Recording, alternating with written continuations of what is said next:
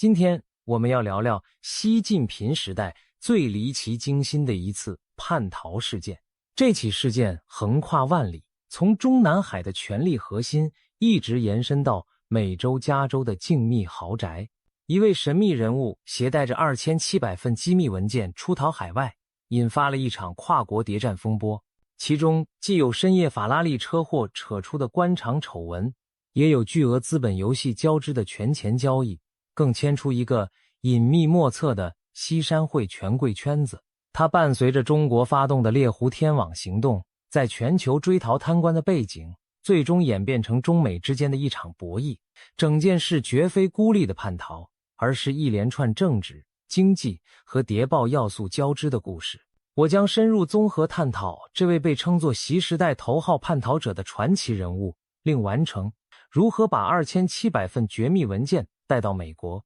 以及这背后不为人知的内幕。现在就让我们一步步揭开这场现实版谍战大片的剧情。令完成何许人也？要了解他，得从他的家族和背景讲起。令完成出身于山西一个显赫又特殊的家庭，父亲令狐野早年在延安参加革命，给子女起了一串独特的名字：方针、政策、路线、计划和完成，寄予着革命理想和政治抱负。令完成排行最小，名字听上去意味深长，庞佛注定要完成某个重大使命似的。而他的四哥令计划正是这出戏的另一主角。他曾是中共中央办公厅主任，前任国家领导人胡锦涛的大秘。在2012年前后，令计划可以说是中国政坛炙手可热的人物，身居权力中枢，被外界视为胡锦涛的心腹和中南海核心机要的掌管者。在仕途高峰时，令计划位高权重，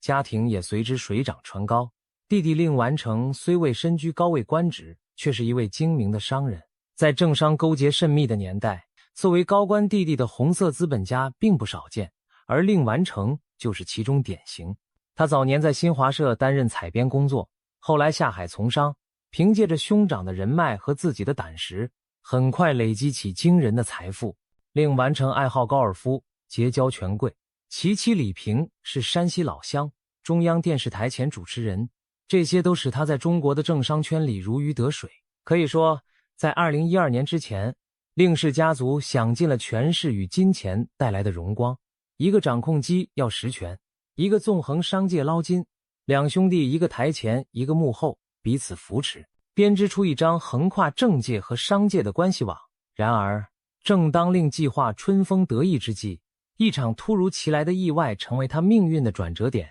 也为整个令家埋下日后巨变的种子。时间倒回2012年3月的一个深夜，北京街头发生了一起震惊舆论的豪车车祸。一辆法拉利跑车撞得四分五裂，车内一名年轻男子当场死亡，2名年轻女子重伤。很快，有关消息被严密封锁，但还是走漏风声，死者竟是令谷，也就是令计划的独生儿子。更具爆炸性的是，车上2名受伤女子衣不蔽体，身份成谜，背后隐隐牵出权色交易的丑闻。此事曝光后，引发民间无数遐想和愤懑，也让时任中办主任的令计划陷入巨大的政治危机。对于以清廉低调形象示人的令计划来说，这场法拉利车祸无疑是晴天霹雳，不仅痛失爱子，而且令他苦心经营的声誉轰然崩塌。更严重的是，在党内高层眼中，这起丑闻折射出权贵子弟骄奢淫逸的问题，让新上任的总书记习近平大为震怒。在强大的政治压力下，令计划的仕途急转直下。2012年9月初，仅仅在车祸发生5个多月后，他被仓促免去中办主任要职，调任闲职色彩浓厚的中央统战部部长。尽管统战部长名义上也是正部级高官，但与中办主任手握实权、贴身服务最高领导的地位不可同日而语，这是一次明显的削权和贬谪。令计划深知自己从此失去了权力高位，更嗅到了政治风向的变化。新一届领导层似乎决心清理前朝遗留的问题人物，而他可能榜上有名。面对仕途巨变，令计划感到了前所未有的危机感。他一向谨慎低调，但这一次，为了自保，他决定破釜沉舟，预作安排。正是在这一段灰暗的日子里，令计划悄悄开始了一项极其大胆又危险的行动，盗取机密文件作为政治保险。这批文件日后演变为震撼中南海的2700份绝密资料，也成为令完成叛逃的核心筹码。令计划能够接触什么级别的机密文件？要知道，他自2007年起担任中央办公厅主任，长达4年多时间。在胡锦涛执政末期，他作为大秘几乎参与并知晓最高层的各种决策和内部文件，中共中央、国务院、中央军委的指令通报，他都有权限经手，甚至连最高领导人圈阅过的批示件，他也能看到。可以说，在2012年9月调离中办之前，令计划有机会接触到党政军各方面的大量敏感资料。然而，平日里一个中办主任哪敢随意留存甚至拷贝最高机密，那是严重违纪违法的。然而局势使然，法拉利丑闻后，令计划预感仕途不保，便起了非常之念。从内部流传的消息看，2012年7月，当时西晋平派心腹栗战书提前进入中办任职，实际就是来接管工作的。到9月，令计划正式被调任时，他在交接工作期间就开始暗中行动。他利用自己一手提拔的中办心腹故旧，例如时任中办秘书局局长霍克等人，在最后的10日里大量复印、偷拍中办内部文件。为了拖延时间，令计划甚至以交接繁忙为由，请求延长移交期限，多留了1周来扫尾，以便将尽可能多的文件转移出去。据后来调查显示，令计划的这些小动作在当时竟未被及时发现。他把选中的文件原件影印成纸本或转存成电子版，然后秘密交给弟弟，令完成保管。一些传闻说，为了避开审计和监管，他甚至在深夜值班时亲自销毁了一些原件，以掩盖复印痕迹。总之，在2012年9月至年底这段时间，令计划夫妇和少数亲信悄悄积攒起一个危险的保险箱。等到令计划调离中办，失去实权后，这箱底牌成为他最后的护身符。这批文件究竟有多少？涉及哪些内容？根据后来曝光的信息，数量超过2700份，可谓惊人。其中绝大部分属于中共中央办公厅的内部资料，涵盖政治、军事、经济、外交、文宣等各领域。不少文件上还有时任和前任最高领导人的签批痕迹，其中82份被列为绝密级，其余也多是机密或秘密级别。从种类上看，这些资料五花八门，但每一样都非同小可。比如，党政军最高通讯与安全细节，包括中南海内各领导人办公室的机要电话号码、内部网络配置、党中央机关和中央军委的保密通信代码等等。这些信息相当于中共最高层通讯录和安保指南，一旦落入外国情报机构手中，后果不堪设想。中南海要地防务，有关于中南海及相关领导人驻地的地形图、安保部署方案、警卫力量编制、暗哨布置、紧急预案等，这等于把领导人住所的防盗门钥匙拱手相让。非常时期的体制运作，一些文件涉及如果发生突发事件或政局异常时，中共中央办公厅、中央书记处、国务院办公厅、军委办公厅之间如何联动运作的预案流程，可以说是党和国家应对危机的机密剧本。核武器启用程序，最骇人听闻的是，还有文件详述了中国最高领导层和军方掌握下的核武器启动指令和操作流程。也就是说，从准备核打击所需的步骤，到发动核武的密码和程序，都在这些资料里有所体现。不难想象，这批文件是何等敏感。如果说前几类还能归入情报范畴，那么核武密码和启动程序简直就是国家军事命脉。但凡理智的人都会意识到，偷出这样的机密，一旦东窗事发，就是灭顶之灾。然而骑虎难下，令计划孤注一掷，将这些文件当作他与中南海博弈的筹码。他的如意算盘是，只要自己手里攥着这些别人的7寸，新掌权的习当局就会投鼠忌器，不敢轻易拿他开刀。于是令计划把全部希望都寄托在弟弟令完成身上。他密主令完成保管好文件，一旦有变就按计划行事。可以说兄弟俩事先有约定，若我被抓，你就携此投美。这个大胆计划不仅涉及叛逃，还相当于要挟整个中共高层，其凶险程度在中共建政以来实属罕见。事实上，令计划并非孤立无援的个体，它背后有一个庞大的利益同盟，这就是臭名昭著的西山会。所谓西山会，是令计划在2007年前后组织的一个山西籍高官和商人圈子。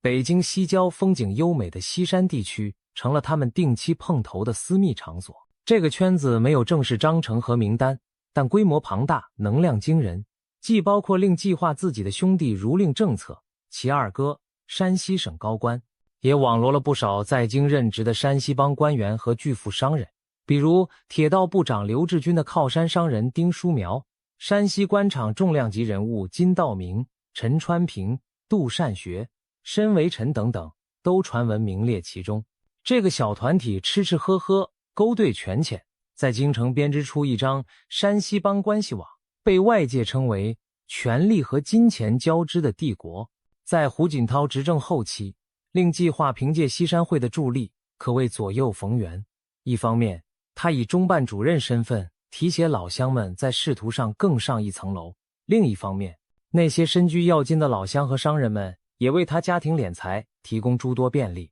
几千亿的资本在他们之间流转，批项目、拿矿产、搞投资、通关节，每一笔都牵涉巨大的利益输送。这个松散的组织实质上是一个政商联盟，令计划夫妇堪称幕后总策划，他的妻子古丽萍据称也积极参与，例如组织山西商人联谊，甚至与能源巨头们密切交往。因此，有评论调侃说，令计划一家建立了一个庞大的令氏帝国。2012年之前，西山会隐秘而风光，俨然山西帮的地下指挥部。然而随着习近平掌权并启动大规模反腐，西山会很快被连根拔起。2014年被称作山西官场地震年，上述西山会重要成员接连落马，令计划的大哥令政策在6月因严重违纪被查，金道明、杜善学、陈川平、申维辰等山西高官从年初到年末相继倒台，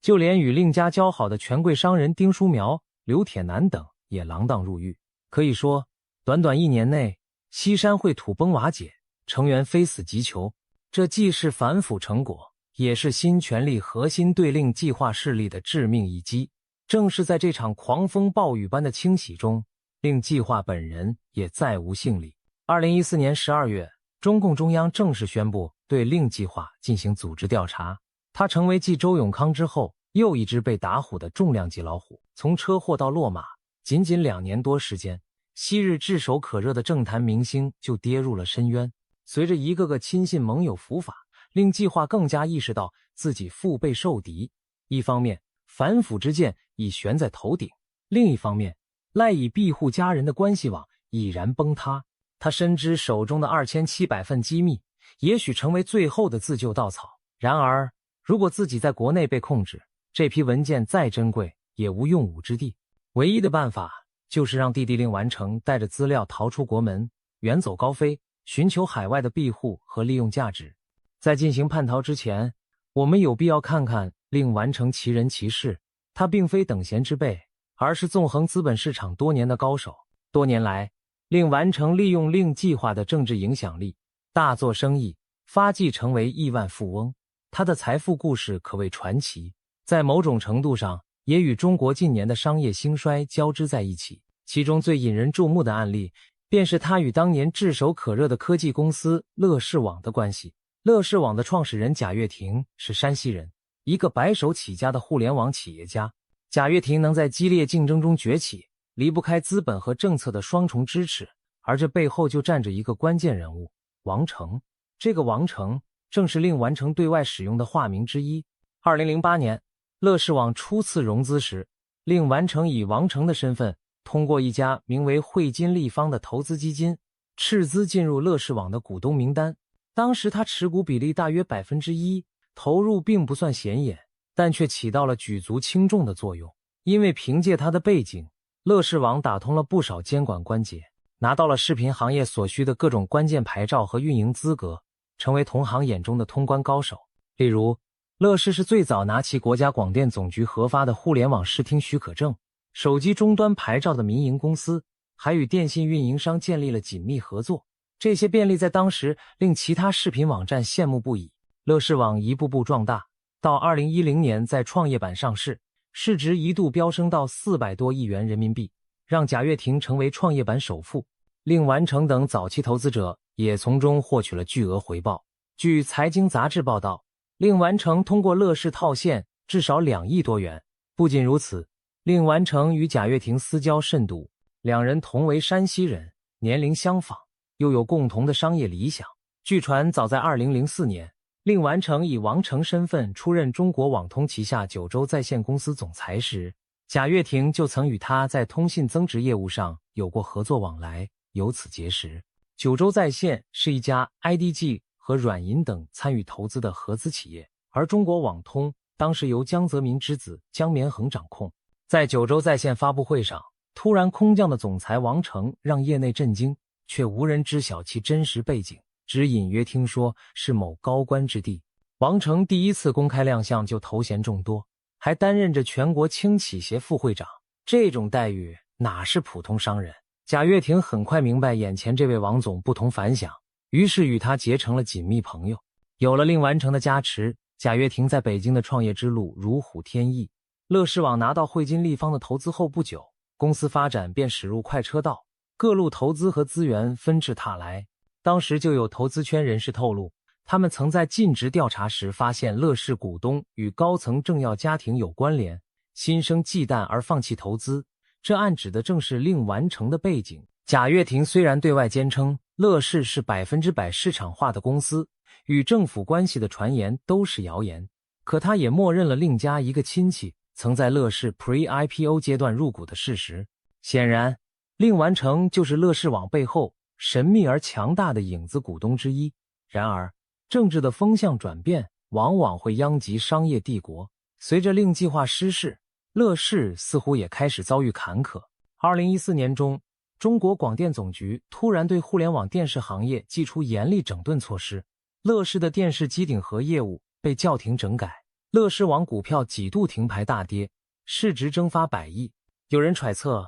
此举并非空穴来风，很可能与乐视背后的令家背景被新当权者忌惮有关。巧合的是，就在那年年中，贾跃亭本人也悄然出走香港数月，以融资和拓展海外为由暂不回国。这一系列异常动作引发外界对乐视与令氏家族关系的种种猜测。事实证明，当权力的庇护伞消失时，商界传奇也难逃风雨。乐视网虽然一度靠创新光环大放异彩，但最终还是在后续几年资金链断裂，贾跃亭远走海外，公司土崩瓦解。有人感叹，乐视的兴衰折射出中国式资本游戏的残酷，昨日因权力而成功，今日亦因权力而受累。对令完成来说，乐视只是他资本版图中的一枚棋子，他所涉足的领域远不止互联网视频，从电信增值服务、传媒广告到房地产、高尔夫球场投资，都有他的身影。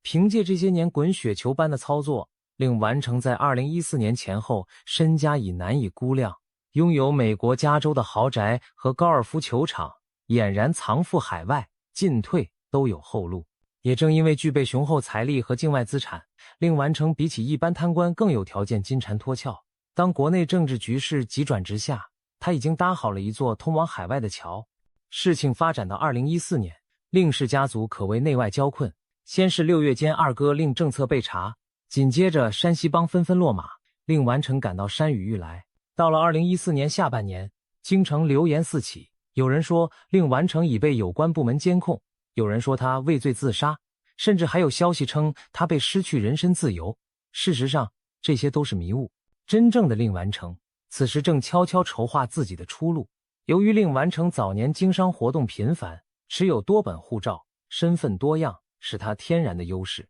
据财新记者调查，令完成可能早在2014年秋天就失去了在国内的踪影。他最后一次公开露面是在夏天，之后整个人就从公众视野消失。种种迹象表明，2014年9月之前，他已经成功出境。那年9月中旬，有人发现令完成夫妇在美国加州的豪宅挂牌出售，而更早的2013年，他们就以约250万美元购入那栋别墅。这似乎是一盘精心布局，先在美国购房安顿，伺机转移资产和家人，然后一旦国内局势不妙，即刻举家潜逃。至于令完成选择的出逃途径，外界众说纷纭。有分析认为，凭他的能量，很可能持有外国护照或通过特殊渠道离境。当时正值令计划势力未完全垮台之际，他也许通过边控漏洞溜出广东或云南边境，再飞往美国。亦或者他利用了国安系统的关系网。不过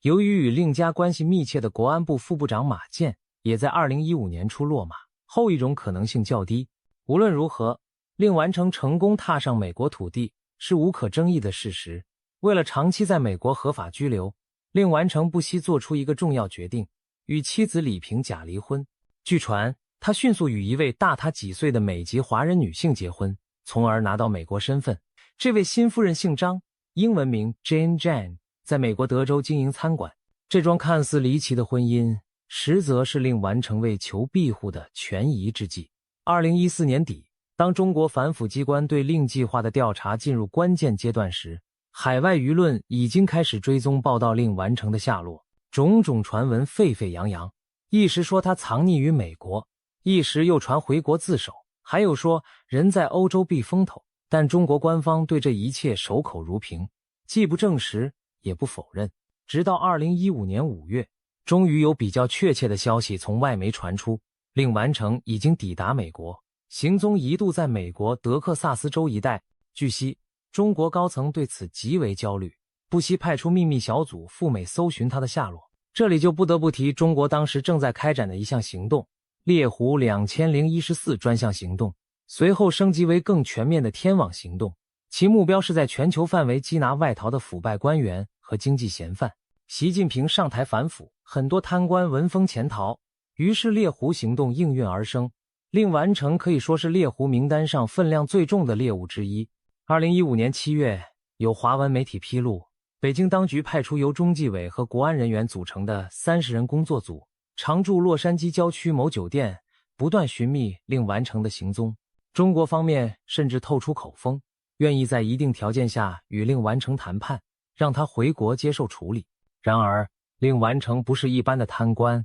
他手握对中共高层而言致命的谈判砝码，那些机密文件一旦回国，他笃信自己凶多吉少，因此从他踏上美国国土那一刻起，就没有回头打算。2015年8月，一件事情粉碎了北京的如意算盘。美国权威媒体《纽约时报》突然发表独家报道，披露令完成已经逃往美国，并暗示他很可能寻求政治庇护。如果成真，他将成为65年来对中国政府破坏力最大的叛逃者。报道点明，令完成掌握着中共现任和前任高层的敏感信息，且这些信息令人不安。这个消息无异于一声惊雷，让国际舆论一片哗然。《纽约时报》的曝光显然并非捕风捉影，他一方面坐实了令完成人在美国的事实，另一方面也透露出美国政府或情报圈对他的重视。一时间，令完成这个名字成为中美外交及情报交锋中的高频词。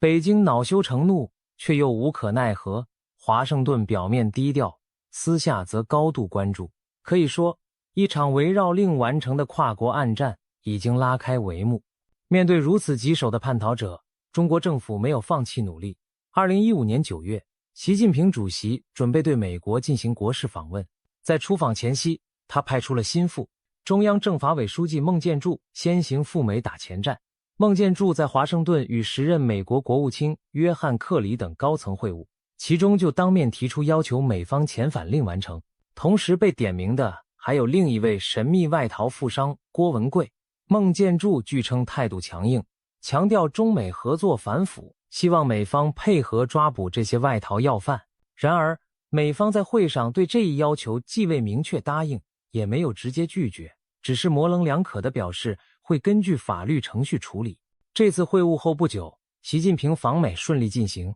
但令完成的引渡问题并无实质进展。其实，美国方面早有定见。白宫发言人在2015年8月的一次记者会上就表示，美国不是在逃人员的庇护所，也不会阻碍任何国家的反腐行动。话锋一转，他又强调，美国在反腐合作上一贯积极，只要中方提供充分证据证明令完成涉及腐败犯罪，美方会考虑协助遣返。表面上这番话强调合作，但实际给出了近乎不可能完成的条件。令完成并非政府官员，单纯指控他腐败并提供强有力证据，绝非易事。更何况他所涉的大部分问题根源在于权钱交易和机密失窃，涉及中国政治核心利益，美方岂会轻易放手这样一个情报富矿？美国的犹疑背后也有自身利益考量。情报界知情人士暗示，令完成这样级别的叛逃者，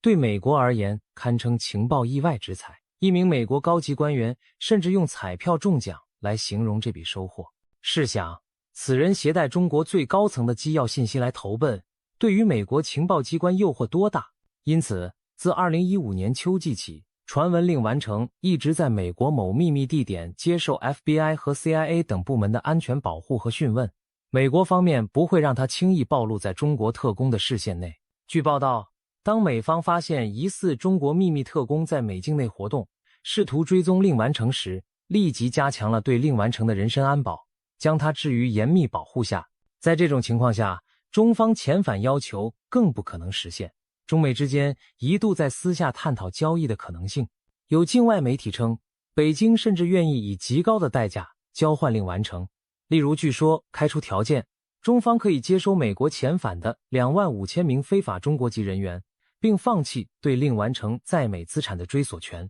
作为引渡令完成的交换。这个条件不可谓不诱人，显示出中方对抓回令完成的渴望已到了何等地步。然而，美国政府并未接受此意。据分析，一则美国没有引渡中国嫌犯的司法义务，两国间没有引渡条约；二则美国也担心引渡此人回国会使其面临酷刑和死刑等人权问题。更现实的是，美国已经从令完成身上获得大量宝贵情报，怎会再将这香饽饽拱手送回？于是，令完成几乎注定将在美国滞留久居。对中方来说，这意味着新中国成立以来最严重的一次情报泄露已经无法完全挽回，除非他们铤而走险，派出非常规手段，在美境内对令完成下手，但那无异于与美国情报机关正面交锋，风险极大。因此，北京只能以外交和法律途径施压。然而，正如业内人士所言，中美双方在这个方向上注定扯皮。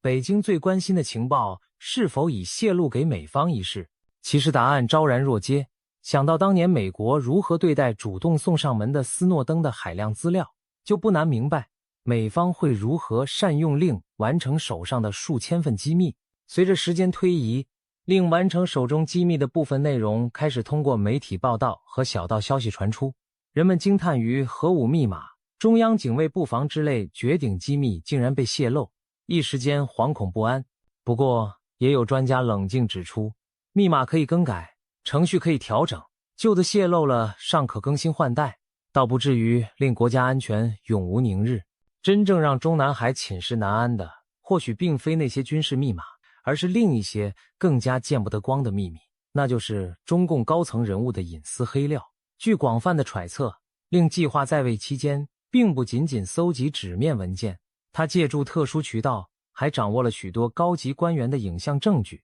其中有以淫乱丑闻的视频为甚。而帮他获取这些重磅炸弹的，正是前文提到的马建。马建担任国家安全部副部长时，掌管着一个专门监视党政军要员的特别行动处。据财新网报道，马建利用职权秘密录下了大量高官在私密场所淫乱淫荡的录像，有一部分视频被马建在暗中结盟令计划的过程中提供给了令完成，并被其带到了国外。这些不雅视频才是最让中共高层胆寒的杀手锏。回顾过往，高层官员的桃色丑闻素来是政治斗争中最锋利的匕首之一。早在2004年，曾有学者因揭露某最高领导人的个人丑闻入狱，引发海外有人威胁要公布该领导人与某知名女性的性爱录像带，结果此领导人不得不就范，事件才平息。可见，一盘录像带有时比一枚核弹更能摧毁政治生命。如果令完成手中握有诸多现任或前任巨头的淫乱视频光碟，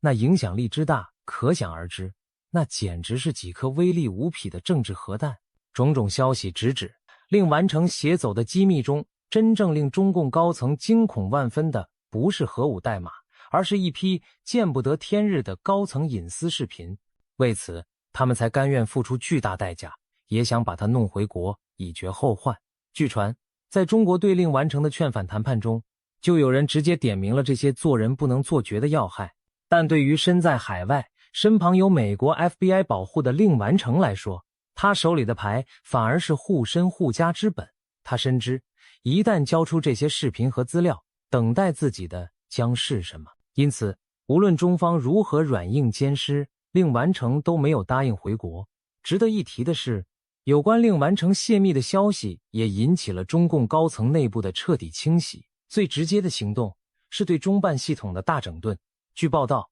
中央办公厅下属19个部门的85名官员中，有72名在令计划案发后被调换。到2015年秋，至少有55人因泄密事件接受审查。这意味着什么？意味着中办这个令计划苦心经营10多年的大本营，被习近平当局连根拔起似的肃清了。种种人事调整，既是排除令计划余党，也是为了防范今后再出内鬼。而从泄露文件中暴露的问题看，中办内部一些岗位确实有人充当了令计划盗取机密的帮手，否则他不可能单枪匹马复印如此海量文件。因此，这场泄密风波也使得中共高层对内部保密和忠诚度的要求空前提高。2016年7月，令计划在经历公开审判后被判处无期徒刑，锒铛入狱。他曾在法庭上痛哭流涕，忏悔自己的罪行。然而他没有机会，也不可能公开提及那2700份机密，更不可能左右自己弟弟的选择。至此，令氏家族曾经的权力梦彻底破灭。父母在此前不堪打击相继离世，长兄令方针早逝，次兄令政策伏法，姐姐令陆宪夫妇遭清算，四哥令计划狼精入狱，只剩小弟令完成，远在天涯孤影孑然。有人用一句调侃概括了令狐爷5个儿女的结局：方针西去，政策双开，路线免职，计划入狱，完成外逃，令人唏嘘不已。那么，叛逃美国的令完成如今怎样了？公开信息并不多，可以肯定的是，他没有出现在公众视野里，甚至几乎没有确凿的照片和视频曝光。他极可能被美国当局安排在某个安全屋内，接受保护和控制。一方面，他提供的情报对美国有用，自然受到重视；另一方面，美国也不希望这样的人随意行动，以免被第三方刺探或引发外交风波。曾有记者拍到过疑似令完成在加州高尔夫球场打球的画面，但未获官方证实。总体而言，他在美国过着一种半隐居半囚徒的生活，手握财富却不敢高调消费，身处自由国度却必须东躲西藏，不敢建立正常社交。毕竟，只要中共政府存在一天，他就要小心提防来自故土的漫长黑手。令完成的结局不由得让人想到上世纪80年代另一位叛逃者于强生，代号康尼。他是中国特工高官，叛逃美国后也一度被视为美中谍报角力中的风云人物。于强生据说改名换姓，生活在美国中西部小城，终生不露面，避免被寻仇或绑架。这或许也是令完成未来的写照，在美国隐姓埋名，度过余生，远离故土，与旧日亲友，再无回归可能。对这样的人，美国不会像对待斯诺登那样用完即弃。斯诺登被留在俄国自生自灭，但也不可能让他成为公众人物。他将作为一个情报资源被妥善安置，却难以享有正常人的社交和生活。这可以说是逃得了性命，逃不了宿命。回顾整个事件，可以说充满了历史的荒诞感和必然性交织。当年令计划煞费苦心地偷出文件，本想握有筹码保平安，没料到最终却加速了自己的毁灭，还顺带造成新中国以来最大规模的机密外泄。令完成原本在中国纸醉金迷，逍遥富贵，却被命运推上叛逃者的险途，流落异乡，人生地异。这一切折射出中国政治内部斗争的激烈与无情。在你死我活的权斗面前，再深的手足亲情也成了政治筹码。而在庞大的国家机器面前，个人只是棋子，随时可能被牺牲。这场跨国叛逃风波也给中南海上了一课，防范自己人泄密，